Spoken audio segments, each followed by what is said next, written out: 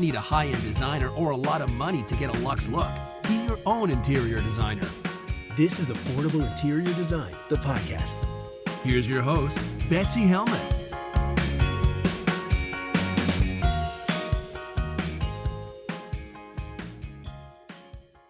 My first question comes all the way from Germany, from Sophie.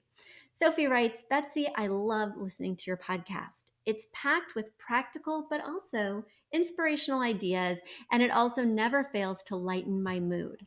However, listening to your episode on inner architecture, I was a bit surprised. I'm from Germany, and there seems to be a bit of a misunderstanding when it comes to our rental traditions.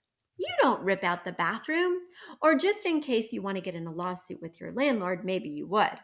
But yes, rentals often don't come with a kitchen as a part of the rental agreement.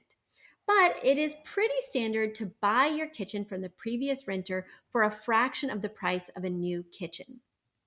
And you get tons of secondhand kitchens via our equivalent of Craigslist. If people take the kitchen with them, it's usually not to throw it away. Instead, they take it to their new place.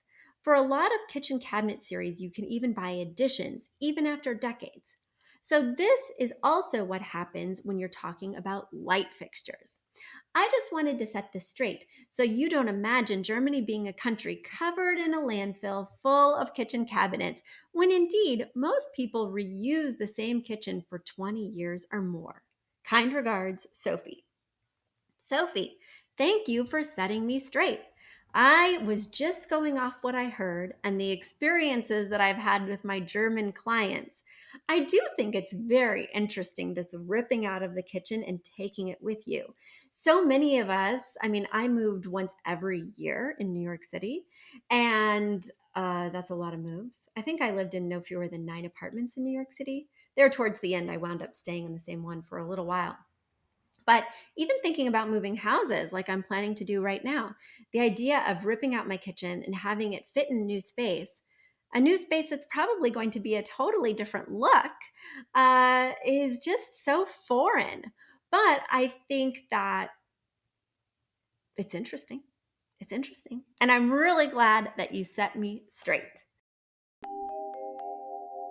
A big thank you to our amazing producer, Catherine Heller, to Aton and the MCR House Band, and to Affordable Interior Design, the sponsor of this podcast and the premier place to get an amazing look on a budget.